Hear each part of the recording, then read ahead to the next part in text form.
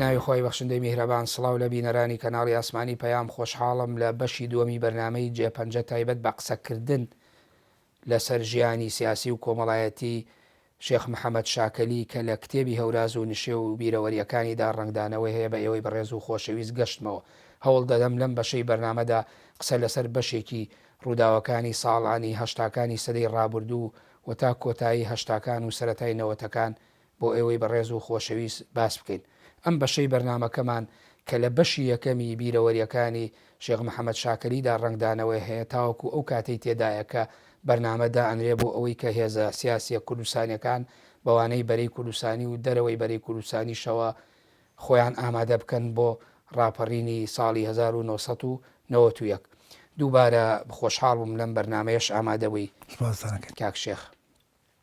من لە کۆتایی بەشی یەکەمی بەرنمەکەی پێشوە ئەندازەیەک زیاتر ڕۆیشتم باسی ساڵی 1970 کرد کە ئەو کاتەی ئێوە لە قەندیلەوە بە دیوی ڕۆژهەڵاتی کوردستان ناچنە چیای سوورێن و لەوێ لەگەڵ کاکە حەمە و سەید قادر جەباری و خۆیشت قیادەی یا سەرکردان یا قیادەی کەرکووک سلێمانی دروستەکەن باسمان لەوە کرد و هەندێک ڕووداوت باس کرد بەڵام کەمێک گەر بگەڕێمەوە بۆ پێش ئەوە ئەبینی سەرەتای هەشتاکان پێم وابێ ساڵی 1970 کە بزوتنەوەی سۆسیالیستی لە یەکێتی نیشتیمانی کوردستان کە یەکێتی وکو نیمچە بەرەیەک وا ئەبێ پێشتر جیا ئەبێتەوە و دێتە دەرەوە قسە لەسەر ئەوە بکەین بزانین ئایا ئەو هۆکارانەی جیابوونەوە یا هاتنە دەرەوە هۆکاری بابەتی و هۆکاری یا بڵێن مەوزوعی بوون یاخود پەیوەندیان بە هۆکاری شخصی و زاتیەوە هەبوو زیاتر. بەڵێ پێم وایە پەیوەندی بە هەردووکیەوە بوو. یەکەم ئەو فترەی جناوت باسێکەکەی شەڕی هەکاری ڕوویدا بوو لەو شەڕا کاک عەلی عەسکەری و دکتۆر خالید شەهید بوون کە دوو سەرکردەی باڵای ناسراوی بزوتنەوەی سۆسیالیست بوون. نەمانی کاک عەلی عەسکەری و دکتۆر خالید شیرازەی تەوازنی قووەتی نێوان یەکێتی و بزوتنەوەی سۆسیالیستی ناهاوسەنگ کرد. دوو سەرکردەی بەتوانا خاوەنە زمون خاوەن کارێزما لە ناو چوون. ئەمە یەکێ لە سەبەکان بوو. ببوورەگەرەوە تەواوکەی آخر ناهاوسەنگی کرد بزوتنەوەی سۆسیالیستی هەڵبەت یعنی زەرەری کردلەوە بەتاکید کە زەرێری کرد یعنی پێویستی بەوە نەبوو لە ناو یەکێتی بمێنێتەوە. ئێستا عەرز دەکەم کە ئەو دوو سەرکردەیە نەمان لای باقی سەرکردەکان یەکێتی هەستێک پیا بوو کە یەکێتی نیشتمانی لە مامەڵەکردنیە زیانی زەرری پێگەینێ بە یەک چاو تەماشای ئەوان و کۆمەڵەوەکو یەک ناکە لە تەوزیعی چەکە لە تەوزیعی مەناسیبە لە ئەو شتانەی کاروباری ناو شۆڕشە هەستیان کرد پاش ئەوەی چونکی زیانی گەورە بەربزوتنەوە کەوت لە شەڕی هەکاریە زیانی هەرە گەورە لە نەفەر و لە قیادە بەربزوتنەوە کات بە باڵێ ناو یەکێتی نیشتمانیە باڵی بزوتنەوە لە هەموو لە باڵەکانی تر زیاتر زەرری پێگەیشت نەفەری زیاتر شەهید بوو خەڵکی زیاتر ئەو زیانەی زۆری بزوتنەوە بۆچی ئەگەڕێنیتەوە کە لە ئەوان زۆرینەی قۆتەکە ئەوان بوون زۆرینەی هێزەکە ئەوان بوون کاریگەر بوون و ئەرکیان لەسەرشان بوو و ڕوبەڕووی وەزەکە بوونەوە کە تەرازووی هێزەکە تێک چوو باقی سۆسیالیستەکان کەمانەوە هەستیان کرد مانەوەیان لە ناو یەکێتیە بەو شێوە قوتە درێن نامێنن وا تەسەورێک وا پیا بوو لایەن ئەلبەتە ئێمە وەختە ناو شار بووین لە وردەکاری مەوزوعەکە زۆر شارەزا نەبووین بەڵام تۆ هەرەندامی سەر ئەوکو باسم کرد بۆتانیمە لە ڕێگەی نامە و لە ڕێگەی وەسییتەوە پەیوەندیمانە کرد زۆر زەحمەت بوو بڕۆین بیان یەک جار من برادرێکم بینیوە دوو برادری سەرکردایەتی بینیوە لە شاخ ئیتر کەس ئەویش لە ساڵی 1982 کێو بینی مامۆستا محەممەد فاتیحە وەختە مەسوولی لقی سلێمانی بوو لەگەڵ کێی تر ئەو بوو لەگەڵ یەک دوو پێشمەرگەی تر بوو بەس ئەو مەسوولی لەقەکەیان بوو ئیتر نەمان بینیون بە ڕێگەی نامە و ئەوانەوە پەیوەندیمان هەبووە. ئەی سیفەتی سەرکردایەت یەکەت لە چیەوە سیفەتی مەسوولی ڕێخستنی ناو خۆ بووم لای هەموو مەسووی ڕێخستنێ سیفەتی سەرکردایەتی هەبوو نا مۆتەبەر کرا لە مۆتەبەر هەڵبژێردرا من و کاک ساڵح بە نهێنی هەڵبژێردرا بە بێەوەی ناومان بێنن ناوی نهێنی هەڵبژێردرا من و کاک ساڵح بەندامی سەرکردایەتی لە مۆتەبەری یەک. بەڵێ ئەمە هۆکارەکان چیتر بوو؟ بەڵێ هۆکاری یەکەم ئەوە بۆ ئەو هەستەیە لا پیا بوو ئەگەر چارەسەرێکی خۆیان نەکەن قوتە درێن نامێن. دوو لای قیادەی سۆسیالیست بزودنەوەی سۆسیالیست تەسەورێک هەبوو کە ئەبوایە ئەوان بەرە بن نەک نیمچە بەرە. ینی هەر حیزبێ استقلالەتی فکری خۆی هەبێ، تەنزیمی خۆی هەبێ، لەشکری خۆی هەبێ، ئیدارەی خۆی هەبێ، وەزعی خۆی هەبێ. و کاک ساڵحیش ئەوەی پێ باش بوو. و ئێمە بە زۆری تەنزیماتی ناوخۆش ئەو ڕێمان پێ باش بوو. تەحالوفێکە بێ، جەبهەیەکە بێ لە نێوان یەکێتی نیشتمانی و بزودنەوەی سۆسیالیست نەک وەکو حیزبێک قیادەیەکی مشتەرەکی هەبێ. بەڵام کە کارەساتی هەکاری ڕوویدا و ئەو وەزا بوو ئەو نیمچە بەرەیە تقریبەن هەیمەنەی یەکێتی زۆر بەقوت بوو بەسەرهێنا. سێ پەیوەندی شخصی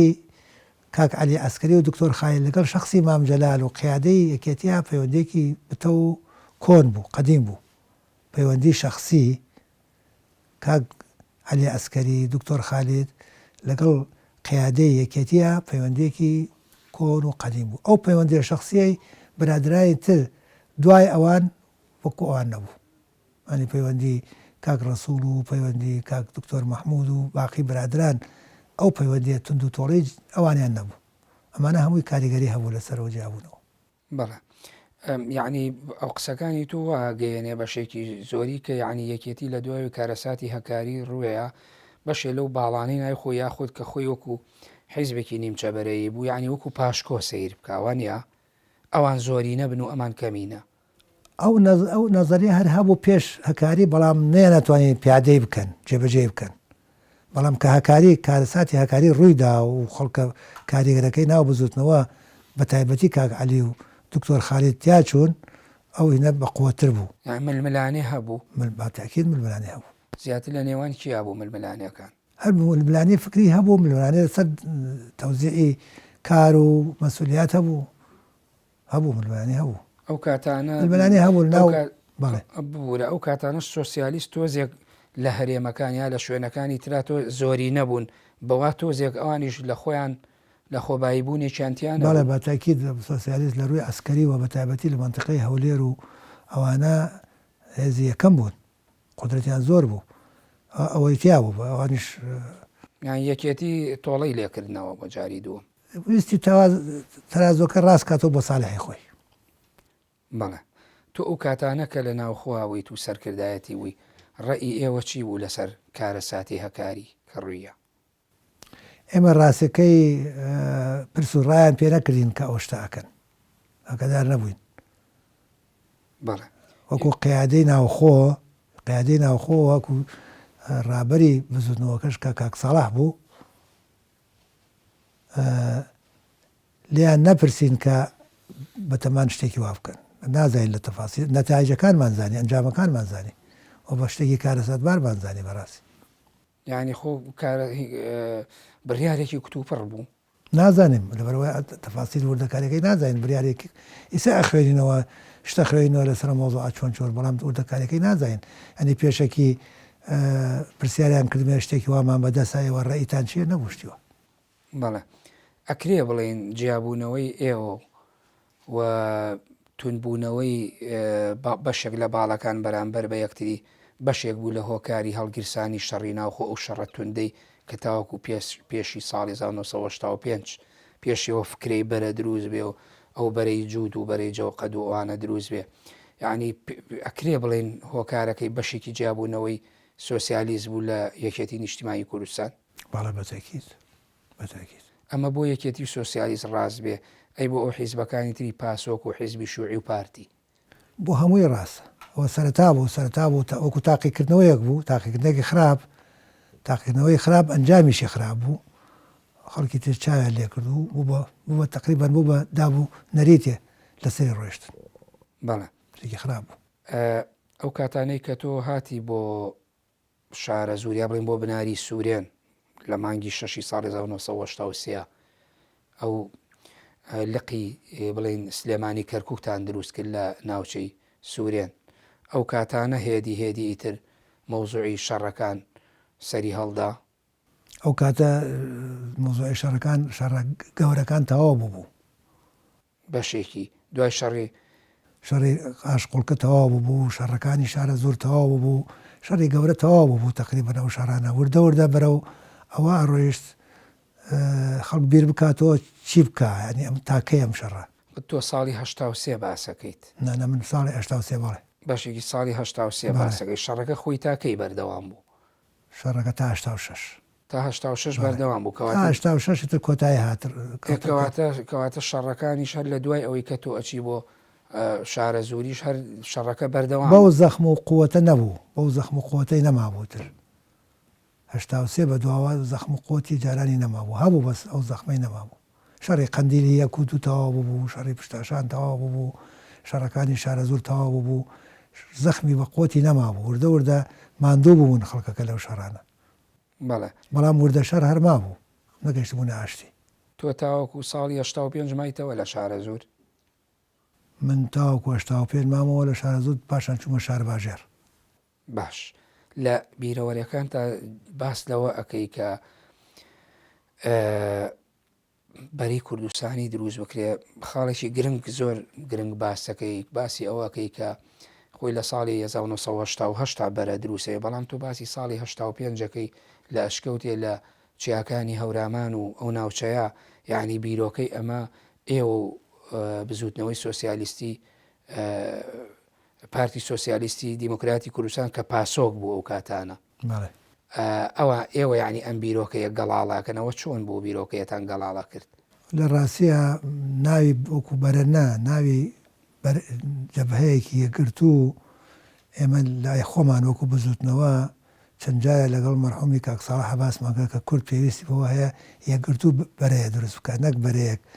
لایەکی یەکێتی نیشتمانی بێ و لایەکی پارتی بێ و لایەکی کێوکێ بێ. ئەو فکرەیە هەبوو بەرەیەکی یەکگرتوو هەبێ، بەڵام وەکو بەرەی کوردستانی ئەو کۆبوونەوەی کە ئێمە وەکو قیادەی حزبی سۆسیالیست لەگەڵ قیادەی پاسۆک کە کاک ئازاد وەختە کێ بوون لە هەردوو لا بەشدار بوون؟ ئێمە کاک حەمە بوو، کاک شیروانی شیرەوەندی بوو، من بوو، ئەوانیش کاک ئازاد بوو، ملازم کەریم بوو، ملازم شوان بوو. بەڵێ ئەوە لە کوێ بوو شوێنە؟ ئەشکەوتێکە ڕووی لە ئەنەبوو، ڕووی لە هەڵەبجەیە لە ناو شاخی سوورێنایە، ینی ڕووی لە خۆراڵاتە. ئەشکەوتێکی گەورەیە لە ناویان چاک کرد بوو، مەقڕی کاک ئازاد لەوێ بوو. بەڵێ سێ قادر جەباری حزوری نەبوو؟ کام سێ قادر جەباری وەختە نەمابوو لە قیادەی سلێمانی کەرکووت و بوو بۆ سەرەوە بۆ لای برادانی مەکتەبی سیاسی. بەڵێ ئێوە ئەوەیت کە تۆ باسیەکەی ئەڵەی ئالێرەوە یعنی هەوڵدرا، بەڵام هەتا باز لەوەش ئەەکەی ئەڵەی برادرانی پاسۆک تا ڕادەیەک حەزەریانەکریان و لەبەرەوەی ئێمە لە کاتی شەڕی ناوخۆکە تۆزێک زمانمان تون بووە، بەڵام ئەیانویست ئێوە زیاتر ئەو پێشنیارە بخەنە ڕووە بیکەن بە باس و بابەتێکی گرنگی گفتوگۆی نێوان لایەنەکان. بەڵێ ئێمە لەگەڵ پاسۆک و پارتی و حزبی شوعی بەرەیەکمانە بوو بە ناوی بەرەی جووت، ناوی جووت بوو، مقابل بە بەرەیەکی تر یەکێتی و مەجموعەیەک ئەحزابی عێراقی جەوقەدیان پێ. بەڵێ کۆبرۆکەمان بۆ ئەوە بوو کە قسە بکەین ئەم خلاف و ناکۆکیە بەرەو کوێ، بە تایبەتی کە یەکێتی نیشتمانی مفاوەزاتی کردبوو 84 لەگەڵ حکوومەتی عێراقا مفاوەزاتەکەی سەرکەوتوو نەبوو، نەتیجەی نەبوو و بەیانێکیش بڵاو کرایەوە لایەن مەکتەبی سیاسی یەکێتی نیشتمانی کوردستانەوە، وابزانام لایەن شەخسی مام جەلالەوە خوا عەفوی کە داوای ئاشتەوایی گشتیەکە. ئێمە بۆ ئەو دوو نقطەیمان کرد، کۆبوونەوەمان کرد، ڕەتمان چی بێ، ڕێیمان چی بێ، بە تەفسیل قسەمان کرد، گەیشتنەوە قەناعەتە کە یەکەم پێشوازی بکەین لەم بانگەوازەی یەکێتی نیشتمانی بۆ ئاشتی باشە، فرسەتێکی باشە، ئەوان داوای ئاشتیەکەن، ئەم شەڕ و ناکۆکیە کۆتایی پێ بهێنرێ. دووەم جەبهەی جووت، نە جەبهەی جووت نە جەبهەی جەوقەت دەوریان نەماوە، تەنها کۆبوونەوە بەیان دەرکردنە، فعالیەتی نەماوە، بەدیلێکی تر بدۆزینەوە لە جیاتی جەبهەی جوود و جەبهەی جەوقەت، بەدیلێ بدۆزین هەموو لاکانی تیا بێ شیعاری دروشمیەوە بێ بەگژاتوونی ڕژیمی عێراق و هەموو جهودەکەمان یەک بخەین. ئەو شەوە باسی بەرەی کوردستانی کرا، بۆ یەکەم جار باسی ئەومان کرد کە ئەم حیزبانەی لە شاخن، ئەم حیزبانەی دەوریان هەیە لە شۆڕشە، یەک بگرن و بەرنمەیەکیان هەبێن ناوی بنێن بەرەی کوردستانی برادری پاسۆک زۆر بە باشیان نەزانی بە زەڕوویان نەزانی بەڵام وتیان ئێمە یەکەم ژمارەمان کەمە قووەتمان کەمە بەرگەی ڕەتفعلی جود و ڕەتفعلی ئێرانەکان و ڕەتفعلی خەڵکی تریش ناگرین زەحمەتە بۆی ئەوە نایکەن ئێمە وەڵامانەوە بۆ بۆ خۆمان دراست یەکەین ئەو وەختە قەرارە دەین ئەو فعلا دراستمان کردیمە بۆ خۆمان ئەو شەوە بەرە لای ئەوان باسمان نەکرد کە پێمان باشە ئێمە دراستمان کرد بریاری ئاشبوونەوەماندا لەگەڵ یەکی یانی بەڵێنتان پێنیان کە ئێوە بن بەواجی هەیەمە نەخێ بەڵام عملیان وامان کرد چیتان کردو عملیان وەڵامی ئێمە وەکو قیادەی سلێمانی کەرکووک لەگەڵ مەکتەبی سیاسی خۆمان کە ئەوان زۆر گەرموگوڕ نەبوون بۆ ئاشتی ئێمە گەرموگوڕ بووین بەڕاستی ئێمە گەرموگوڕ بووین لە قیادەی سلێمانی کەرکووک ئاشتیمان بە زۆڕی ئەزانی ئەوماوتەوە فرسەتێکی چاکە یەکێتی داوای تەبای و ئاشتێکە با استیقبالی بکەین و باشە بووە خۆ ئێوە لە شەڕینەوە خۆشە قسەکەشت بیر ناچێت قوربانیکی زۆری شدا بوو کۆمەڵە قیادەی گەورەی سۆسیالیست لەو شەڕاتیا چوو بوون ینی ئەو مرونەتە چی بوو ئێوە ئێمە گەیشتمونە قەناعەت کە سوودی نییە ئەوە درێژە تاکەی ینی ئەو یەکتر کوشتنە تاکەی و فایدەیەکی هەیە ئەمە قەناعەتی تەواوی قیادەکان ئێمە قەناعەتمان لە قیادەی سلێمانی کەرکووک ئاوا بوو برادرانمان وانە بوو بەڵام کە چوین لەگەران دانیشین بە تەفسیل قسەمان کرد ئەوان شکەشتە سەر و قەناعەتە کە ئاشتی باشترە و بەشەر هیچ کۆتایی نایەت و ئەتوانین بە حیوار و گفتوگۆ بگەین نەتیجە ئەو کۆبوونەوەی کە لە شوشان باسیەکەی کە ئێوە لە مەرزی لە چێلێەوە ڕۆن لە سێ کوچکەی نێوان عێراق و ئێران و تورکیا لە مانتیقەی بڵین بارزان لە شوشان کردان لەو کۆبوونەوەی هەباسی ئەمەتان کرد لە کام کۆبنەکە لە شوشان دوو کۆبوونەوە کۆبوونەوەی بەرەی کوردستانی کرد لە 22 حەوت چووی بە تایبەتی باسی ئەوەکەی کە ئەڵەی ناکۆکیەکانی سۆسیالیست لێرەوە بەدیەکرا باڵێکی چەپیان هەبوو ئەوان خۆیان بە چەپ و نیشتیمان پەرۆر و نەتەوەی یەزانی باڵی دووەم بە چۆنەڵی ڕازڕە و عشایر لێکە درایەوە ئەو کۆبوونەوەی ئەو کۆبوونەوەی حوزەیرانی ئەوە کۆبوونەوەی بوو لە تەموزی هێشتا بەڵێ کۆبوونەوەی خۆمان بوو یعنی لەگەڵ بەرەی لەگەڵ جەبهە و ئەحزابی ترا نەبوو ئەوەی خۆتان مەشاکلی خۆمان بوو و کۆبوونەوەی کۆتایی هات بەوەی کە برادرانی کاک قادر عەزیز وان انشقاقیان کرد و جیابوونەوە ڕۆیشتن کاک سەی قادریش لەگەڵیان ڕۆیشت لە سەرەتاوە دوای گەڕایەوە تۆڵی هەستمان پێیەکرد ینی سەر لەوێ هەر ڕوودا جیابوونەوەکە ڕوویان هەر ڕوویدا جابەرەکە کۆبنەکە تەواو بوو ڕوویدا کۆبنەکە تەواو بوو ئێمە گەڕاینەوە هەر شەوەکەی ئەو شەوە ئێمە گەڕاینەوە هاتینەوە بۆ مەقەڕاتی خۆمان بۆ شارە زۆرە زۆر دوورە ئێمە هاتنە وەرمیێ لێوە گەڕاینەوە ئەوانە شۆ چۆلان کرد و ڕۆیشتن بەبێ شەڕەوەوان هەر لەسەر ئەم جیاوازیە فکریانە بوو لەسەر جیاوازی فکری لەسەر جیاوازی ڕخنیانە بوو لە خاڵە حاجی ڕخنیانە بوو لە سەی کاکە ئەوان ڕخنیانە بوو لەوان گیرروگرفتیان زۆر بوو بەڕاستی ئێمە سلێمانی و کەرکووک تێکراوی ئەو گیرروگرفتارە نەبووین ئەمە مەشغوڵی کاری مەیدانی خۆمان بووین گەشەشمان کردبوو پێشمەگەمان زیادی کردبوو بەڵام لقی هەولێر و لقی دۆهۆکوانە کێشیان زۆر بوو لەگەڵ یەکتری کێشەی فکریان هەبوو بەڵێ من ناوبڕێ وەرەگرم و دوای ناوبڕاکە درێژەین بە گفتوگۆکەمان بینەرانی بەڕێز و خۆشەویست ناوبڕێکی کوروە دەگرم و دەگەڕێمەوە لاتە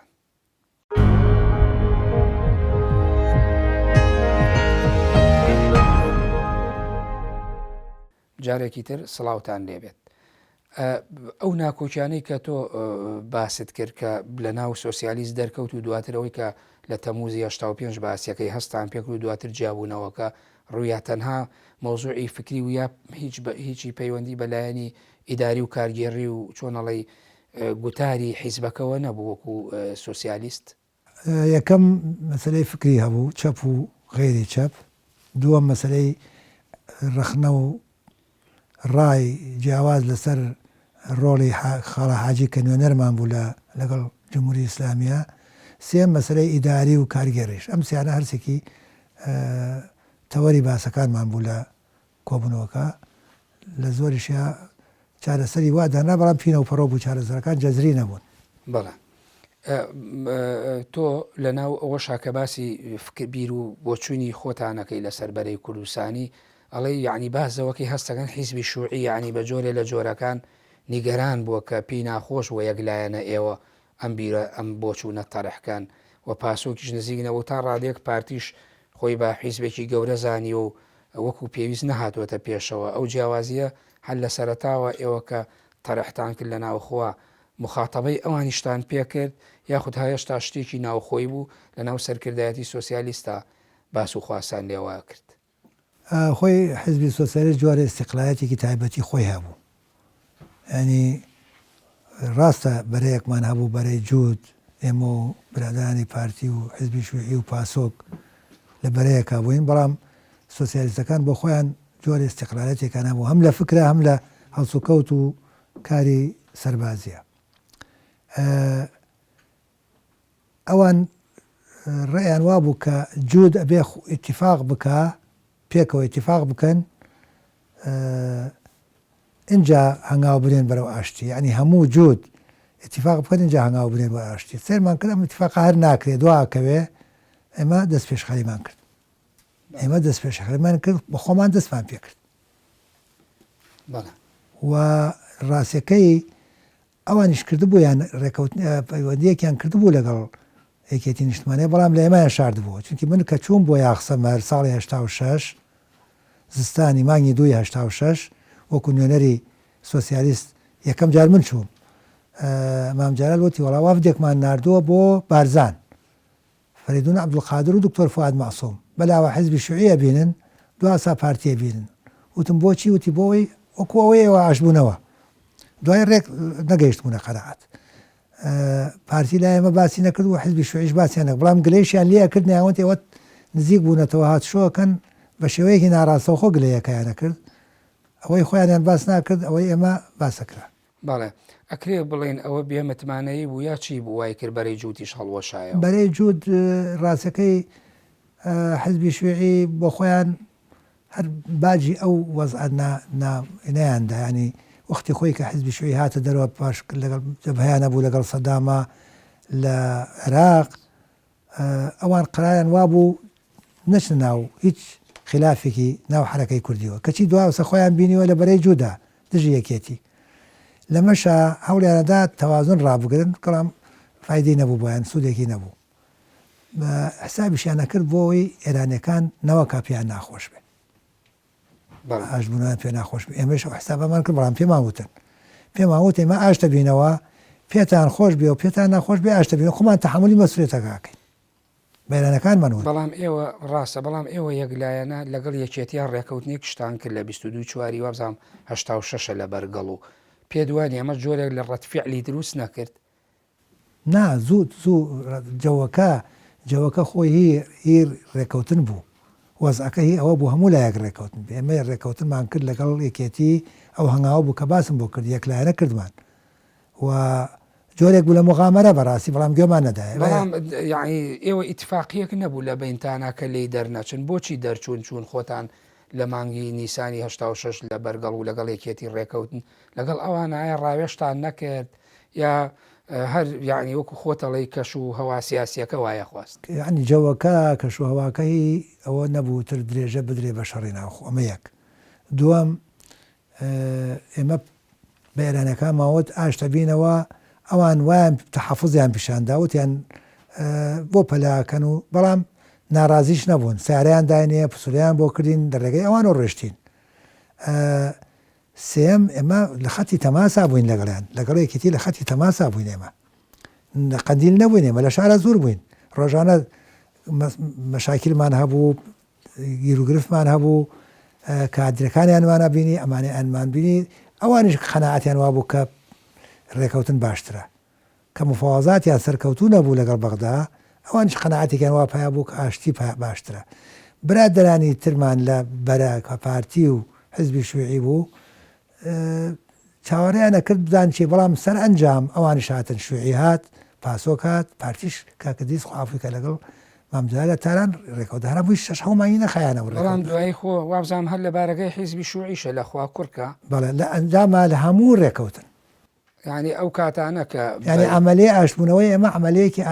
دروست بوو، ڕاستیش بوو، ئێمە باش بۆی چون زووتر بکرابایە باشتر بوو و ئەوە بوو بە بەهۆی ئەوە بەرەی کوردستانیش دروست بێ. ڕاستە کەواتە ئەکرێ بڵێن ئەنجامی کۆبوونەوەکەی نێوان ئێوە و پاسۆک کە لە ئەشکەوتەکە کردوتانە سەرەتای بیرۆکەی دروستبوونی بەرە بوو، دواتر بە ئەنجامیش گەیشت. لە 6/6/88 بوو بەری کوردستانی بە تەواوی بەیان نامەی ئەو کۆبوونەوەی کە لە خواکوور کرا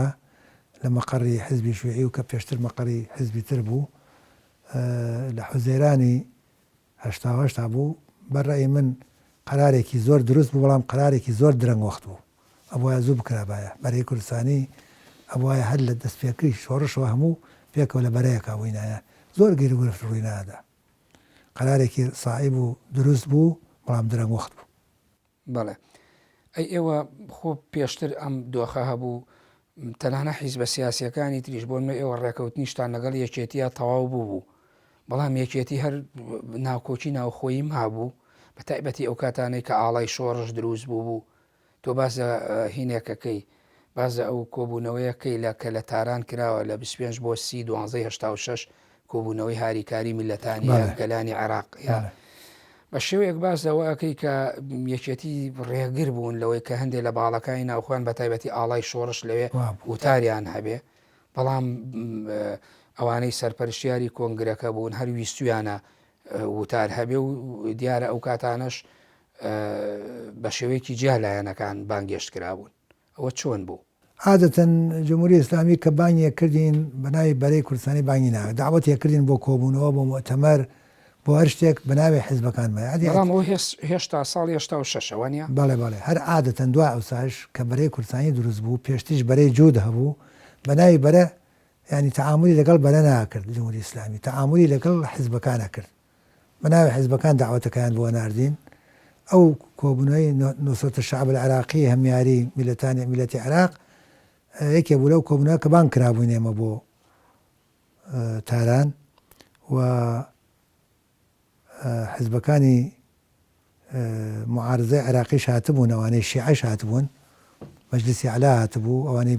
دەرەوە هاتبوون سەعەد ساڵح جەبروانش هاتبوون حیزبەکانی ئەفغانستانیش هاتبوون ڕەبانی و سەیافوانش هاتبوون و بزوتنەوەی ئیسلامی هاتبوو تەجەموعێکی گەورە بووی معارزە و یەکترمان ناسی لەوێ گفتوگۆمان کرد ئاڵای شۆڕشیان بانگ کرد بوو ئێمە تازە ئاشت بووبووینەوە لەگەڵ یەکێتی نیشتمانی کوردستان دیارە دڵمان گەرم بوو بۆ ئاشت بوونەوەکە ئەڵێ برادران یەکێتی وتیان ئاڵای شۆڕشیان بانگ کردووە ئێمە بەتەمایل مقاتعەی کۆبوونەوەکە بکەین ئەگەر ئەوان بێن داواکەین ئێوەش هاوکاریمان بکەن ئێوەش مقاتعەی کۆبوونەوەکە بکەن حازر نەوشیروان خۆی وابزام هات و چووە دەرەوە نەوشیروان ئێوارەکەی لەوێ بوو بەیانی سەفەری کرد بۆ هێن بۆ دەرەوە پێکەوە بووین لە ئوتێل استقلال بووین ئێوارە کۆبوونەوەوان کرد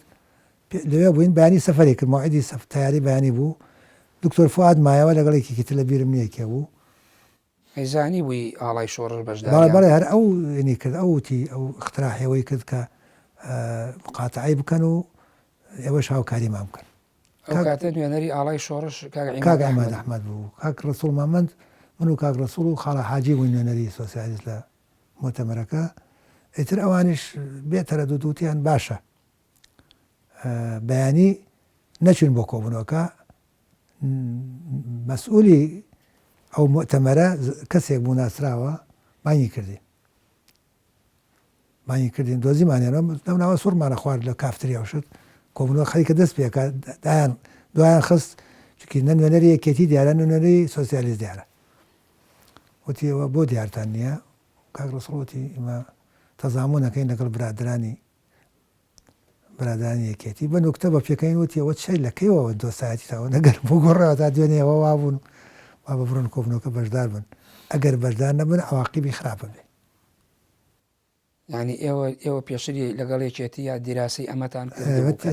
نەوەڵا دیراستیشی کتوپڕ باڵێ وتی ئەگەر بەشدار نەبن عواقیبی خراپ بن تێگەیشتن عواقیبی خراپە بێ زۆر مشکلەیە تۆ مەقەڕ و ماڵ و هەموو شتێک لە ئێرانە و على كل حال لەولاوە دکتۆر فوادیشیان هێنا ئەویشیان هەر پێیان بەشداری ناچاری ئاڵای شۆڕشی وتاری خۆی خوێندەوە ئاڵای شۆڕ وتاری خۆی لە ستێجش دایاننا مەسئولی حیزبەکان دایاننا وە کورسیان بۆ دانا لەگەڵ یەکێتی و سۆسیالیست و سکرتێری حیزبەکان دایان دوای هیچ ڕەتفیعل نەبوو لەلایەنەوە بەڵێ بەڵام تۆ باسی بزوتنەوەی ئیسلامیەکەی کە شێخ ئەوە نازانم لە ڕووی پێشوی و هەڵەیەک نییە بزوتنەوەی ئیسلامی لە 11/5 کە ڕاپەڕینی خەڵکی هەڵەبجە و شارەزور و هەورامانەکرێ ئەماوەسە مەلا عوسمانوانە چنە ئێران دواتر لەگەڵ وەکو خوو لە کتێبەکە شاباسیەکەی لەگەڵ بزوتنەوەی پەیوەندی ئیسلامیە ڕێئەکەون و بزوتنەوەی پەیوەندی بە بزوتنەوەی ئیسلامی. بەڵام تۆڵی 86 ئەوانی شادبوون ئەمان 86 هێشتا لە هەڵەبجە بوون. ئەو یعنی مێژووی ساڵەکەی تەواوە. من ئەو وردەکاریان نازانم هەشتا و کێ بوو نوێنەرەکە؟ من ئەو وەختا لە سنە مامۆستا شێخ محەممەدی بەرزنجی لە کتێبەکەڵی مامۆستا مەلا عەلی عەبدولعەزیز لەکوێ لێرە کە باسیەکەیت. من باسی سناکەم مامۆستا شێخ محەممەدی بەرزنجی بەرپرسیارەتێکی هەبوو لێم پرسی وتی ئێمە بەرپرسیارم لە تەنزیمێکمان هەیە پێوتێ پەیوەندیەکان پەیوەندی ئیسلامی. من مەبەسم کۆنگرەکەیە ئەوەی کە لە مانگی 1286 کرێ. ئەوەی نوێنەری بزوتنەوەی ئیسلامی کاڵی بزوتنەوە تۆ چێ بوو لەگەڵتان؟ ئەوەی لە بیر مەلا عەلی تیا بوو. مامۆستا مەلا عەلی عەبدولعەزیز دەی دیارە ساڵی 1986 نییە. ناشتا شەشە. آخر ساڵی 1986 بزوتنەوەی ئیسلامی دروست نەبوو بوو. لە مانگی 5 لە نەتیجەی ڕاپەڕینەکەی هەڵەبجە هۆرامان و شارەزور وەکو خۆشت باسی لە کتێبەکە چی نووسراوە 86 بەڵە 86 مانگی 12 مانگی 1286 یا 87 بوو. مانگی 2 ساڵەکە ئەو کۆنگرێ 87 نەبوو. ساڵەکە تەواو بووە ساڵەتەوە ئەو ساڵە تەواو بووی مە چورکی ئەزانم لە بیرمە ساڵ تەواو بووی مە لە تاران بووین کۆنگرەکە تەواو بوو گەڕێنەوە ساڵ تەواو بوو. بەڵێ بەڵام مەلا عەلی تیا بوو تاکید مەلا عەلی تیا بوو ممکنە ساڵی 86 بوو نوێنەری بزوتنەوەی ئیسلامیش بوو. نەک هەر خۆی تەناخۆی نەبوو خەڵکی تریشی زۆر نازانم وەک نوێنەری زانایانی ئاینی یاین بەڵام مامۆستا مەلا عەلی ئەو کاتانە ئەوان ساڵی 87 ئەچنە ئێران. مەلا عەلی مامۆستا مەلا عەلی و مامۆستا مەلا عوسمان و مامۆستا مەلا عومەری برایان و هەموو لە 13 بەدواوە. بەتاکید کۆنگرەی هەمیاری احتیمالە ساڵ 67 بێ احتیمالە دوور نییە. لە کتێبەکە 86 نووسراوە ممکنە هەڵە بێ ممکنە 87 بێ بەس مەلا عەلی بوو هاتبوو بۆ کۆنگرەکە دەیکەواتە ساڵی 1970 مەلا عەلی مەجموعەیەکی زۆر بوون 6 کەس بوون. باش هەر لەسەر ئەو بابەتەی بزوتنەوەی ئیسلامی ئایا لەبەرەی کوردستانیا تۆ ناوەکانت هێناوە بەڵام بزوتنەوە کە تایەتی بەشداری نەکرد؟ من نووسیشمە نەخۆیان داوایان کردووە بێنە ناوبەرەوە نە ئێمەش پێمان وتون نە قیادەی بەرەی پێێتی من ئەندامی قیادەی بەرەی بووم بەرەی جوود بووم دوازە ئەندامی قیادەی بەرەی کوردستانیش بووم هەموو کۆبوونەکانی بەرەی کوردستانی بەشداری مەکرد. بزوتنەوەی هێزێکی گەورە بوو دروست بوو بۆچی پێتان نەوت؟ نە ئێمە پێمان وتووە نە ئەوانش داوایان کرد بێ ناو بەرەوە بەتر سبەکەی نازانم چییە و علاقاتیشمان نەبوو هەموو حیزبەکان علاقاتی باشمان نەبوو لەگەڵ بزوتنەوە بە تایبەتی حیزبی سۆسیالیست. یعنی پەیوەندی بەوە نەبوو کە قەناعەت بێ بزوتنەوە نەیەت و یا ئێوە بڵێن ئەمە هێزێکی ئیسلامی نەمبیستۆ نەخێن نەمبیستۆ باسیەوە کرابێ حزبێکی ئیسلامی باوەڕ ناکەم خۆیان داوایان کرد بە دوای هۆکارەکەیان نەچوونەوە نەخێنەوەڵە. بەڵام هاوکات بەرەی کوردستانیشی پێ باش بوو بزوتنەوە وەکو بەرەی کوردستانی هەرگیز کۆبوونمان لەگەڵ بزوتنەوە نەکردووە وەکو ئەحزاب تاک کۆبوونەوان لەگەڵیان کردووە کۆبوونەی دوو قۆڵیمان کۆ ئەوان لەگەڵ ئێمە لەگەڵ پارتی لەگەڵ پاسۆک لەگەڵ ئەحزابی تر دواسەکە هاتبێتن بەڵام وەکو بەرە کۆبوونەوانەکە ئەو پێش ڕاپەڕین دوای ڕاپەڕی نازان. بەڵام خۆت و هەر پێشی ڕاپەڕین خۆت باسەکەیت کە بزوتنەوەی ئیسلامیش بەشداریان کردو بە تایبەتی دوایەوە کە لە 14 ساڵ 1990 قەرارگای ڕەمەزان و ئەنجومەنی باڵای شۆڕشی ئیسلامی عێراق کۆبوونەوەیەکەن بە حیزبەکان کە چی بکرێت لە عێراق دوایەوەی تەسەرەوە 2 ڕۆژ دوای ئەوە 16 1990 لەسەر داوای مامۆستا مەلا عوسمان لە نووسینگەی بزوتنەوە لە کرماشان کۆبوونەوەکەن. من دوو جار باسی کۆبوونەوەم کردووە جارێکیان لە خدراوێ کۆبوونەوەمان کردووە لەگەڵ بزوتنەوەی ئیسلامی ئێمە وەکو سۆسیالیست کۆبوونەوەمان لەگەڵ کردوون باسی 90 بووە پێم وایە 90 بووە بەڵام لەسەر داوای بزوتنەوە جارێتتر کۆبوونەوەمان لە کرماشان کردووە مامۆستا مەلا عوسمان خوافریکا کۆبوونەوەمان کردووە ئەو کۆبوونەوەی کە باسەکرێ وەکو بەرەی کوردستانی لەگەڵیاندا نەنیشتوین قەرارگای ڕەمەزان لە مەقەڕی خۆی محەممەد باقر حەکیم هات لە تارانەوە شێخ محەممەد خالیدی بارزانی لە نازام کۆوە هات پارتی یەکێتی سۆسیالیست هەموو پێکەوە بانکرابووین بەڵام وەکو حزب بانکرابووین بەڵام لە ئاستی کەسی یەکەمی حیزبەکان بەڵێ کەسی یەکەم و ئەندامەنی مەکتەب سیاسی چەند ئەندامێن بزوتنەوەی ئیسلامی شاتبوون وەکو بەرەی کوردستانی نەبووە ینی دەسەر داوەتی قرارگای ڕەمەزان بە حوزوری محەممەد باقر حەکیم بەڵێ ئێوە بۆ دیراستکردنی چۆنەتی مامەڵەکردن دەربارەی ئەو ئینتیفازەیە کە دەستی پێکردووە لە جنوبی عێراق بەڵێ بۆ ئەوە بوو کۆبوونەوەکە و هیچ لێ سەوز نەبوو کۆبوونەکەی چی لێ سەوز نەبوو چونکە هیچ قرارێکی لێ نەدرا ئێمە پێمان وا بوو برادرانی مەجلیس عەلا و ئەوانە چاوەڕێن بزان چی ئەگوزەرێ لە جنوب ئایا ئینتیفازەکە سەرکەوتووە بێیانە ئەوسا قسەی لێکەن بەڵێ بەڵام باسەوەش ئەەکەی تۆڵی لە 1992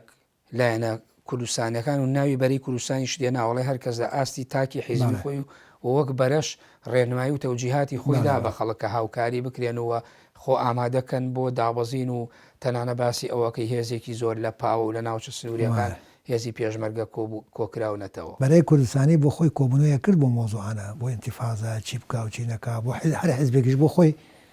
تەرتیباتیە کرد کاغەزە نووسرا لەی زاوە ئەمەی زامانە بوو پارتی هەیە بوو نازام حیزبی شوعی هەیە بۆ یان نەبوو نیزاعاتمان نارد شتمان نارد بۆ برادرانی خۆمان بەرەی کوردستانیش تەوجیهاتی ئەنارد هەر یەکێکیش ئامادەی خۆیە کرد بۆ چی بکە و چی نەکە بەڵام وەکو ئیتیفاقێ لەگەڵ هەموو معارزە نەمان بوو بەڵێ تۆ زۆر ناوی هێزە ئیسلامیەکانیش ئەهێنی لە چەند شوێنەکە هەم عێراقیەکان هەم کوردستانیەکان بە بڕوای تۆ نەبوونی پەیوەندیەکی سیاسی کە زۆر غیابی هەیە هی ئێوە هی حیزبەکانی تر لەگەڵ هێزێکی سیاسی وەکو بزودنەوەکە لە حوزەیرانی 1970 ئەبن بە خاوەنی هێزێکی چەکدار و قووەتی عسکەریانە بێ و بارەگەیانە بێ لە ناوچە سنووریەکان هۆکارەکە چی بۆ پەیوەندیە نەبوو خۆی لە ڕاستی ئەبێ جایکەینەوە پەیوەندی سیاسی هەبوو پەیوەندیمان وەکو حیزب لەگەڵ بزوتنەوە هەبوو حیزبێک لەگەڵ حیزبێکی تر بەڵام وەکو بەرەی کوردستانی پەیوەندی بەڵام کەمتر لە ئاستی ڕسمیەکە باسیەکەن وەکو بەرەی کوردستانی پەیوەندی بشوکی ئەوان ئەندام نەبوون لە بەرەی کوردستانی من بە دوای ئەو هۆکارانە ئەگەڕم بزوتنەوە بۆ نەبوو بە یەکەم دووەم بەتاکید زیان بەخش بۆ پەیوەند نەبوونی ئەو پەیوەندی سیاسیە وەکو بەرەی کوردستانی بۆ پەیوەندی سیاسیشمان هەبایە پێ دوایە بزوتنەوە بەشداری وایە بەرە بەهێزترە بوو بەتاکید هێزێکی کاریگەر بوو لای ئێوە بزوتنەوە وجودی هەبوو هێزی چەکداری هەبوو وجودی هەبوو علاقاتی هەبوو و ئەمەش بەنیازی ئەوە بووین شۆڕشێکی یان ئینتیفازەیەکی گشتگیر بێ هەموو لای بەشدار بێتی پەیوەندی بە بڕای تۆ بەلایەنی ئایدۆلۆژیوە نەبوو بۆن لەو بەلایەکە هەندێک حیزبی پاشخان چەپی تیا بوو بزوتنەوەش هێزێکی ئاینی و ئیسلامی بوو ینی ئەم ململانەیە هەستی پێ نەئەکرا نەبوو بە زەقی باس ناکرا بەڵام ممکنە ناڕاست و خۆ دەوری هەبوو بێ باش هەردوو لە ئەوە واردە ممکنە بۆ بزوتنەوەیش تەعاملکردنی لەگەڵ حیزبی خاوەن ئایدیای چەپوانە زۆر مەرغوب نەبوو بەڵام لە ئاستی ڕسمیان نەبوو لە ئاستی ڕسمیان نەبوو و باس ناکرا بە زەقی بۆ هەردوو لاواریداوە باش ئەم بۆ حیزبە کوردیەکان حیزبەکانی بەرەی کوردستانی هەم بۆ حیزبە بزوتنەوەی ئیسلامی بۆ هەردوو لا و حساسیەتیان ممکنە هەبوو بێ بەڵام من ماوەی بەرنامەکەم بەرەو تەواو بوو نەچێمەوە یەک پرسیارکەم لە بەڕێزت زۆر جا بازەوە ئەکرێت کە ئەڵێ ڕاپەڕینی ئازاری 1990 خەڵکی کوردستان خۆی کردی بەڵام بەپی نووسینەکانی تۆ لە یادەوەریەکان تا ئامادەکاری هەبووە تەنانە ڕاستە ئەڵی کۆبوونەوەکەی مەجلیسی عالا و قەرارگای ڕەمەزان بێبەرهەمیش بوو و دوای حیزبە کوردستانیان خۆیان کەوت نەخۆ بەڵام لانی کەم شتێکی هەست پێکراو هەبوو بۆ ڕاپەڕین بەرنامەیەکە بۆ بەپی نووسینەکانی تۆ بەڵێ بەرنامە هەبوو لە ساڵی 90ەوە بەرەی کوردستانی ئەمەدەی پیشانەدا حیزبەکانی معارەزەی کوردی خۆی ئامادا کرد بۆ ڕاپەڕین ئەوە نەبێ بڵێ ئەفەوی ناکەوە ڕاستە شتی ئەفەوی ڕوویداوە لە ئۆردوگاکان لە شوێنەکانە خەڵکشتی کردو بەڵام حیزبەکان دەوریان هەبوو لە هەندانی خەڵک ئیزاعەکان دەوریان هەبوو نەشرات بڵاوکراوە پێشمەگەی پارتیزان هەمووی دەوری هەبوو پێشمەگەی پارتیزان هەبوو لە هەموو منتیقەکانە ئەگەڕان شارەکان خەڵکیانە بینی ڕاستە خەڵک ڕاپەڕین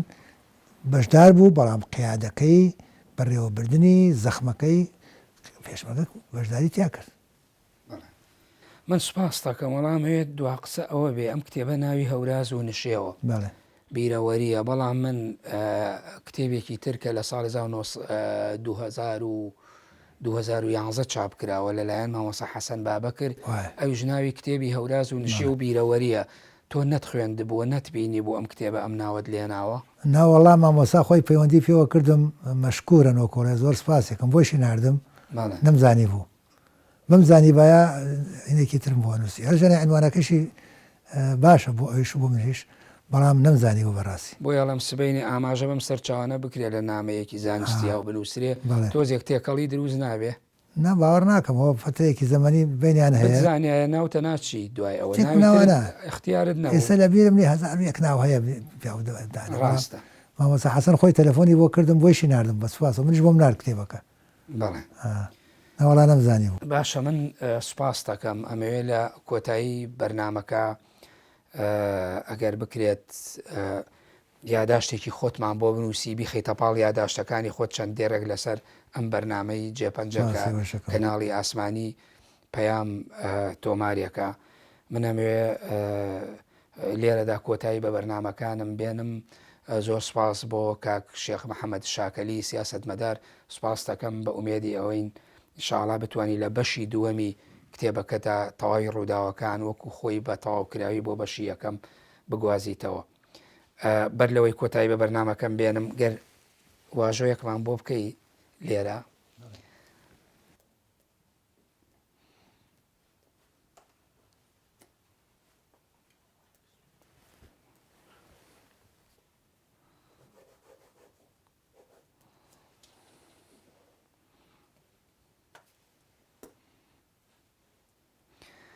سپاس بۆ کاک شێخ محەممەد شاکەلی هەم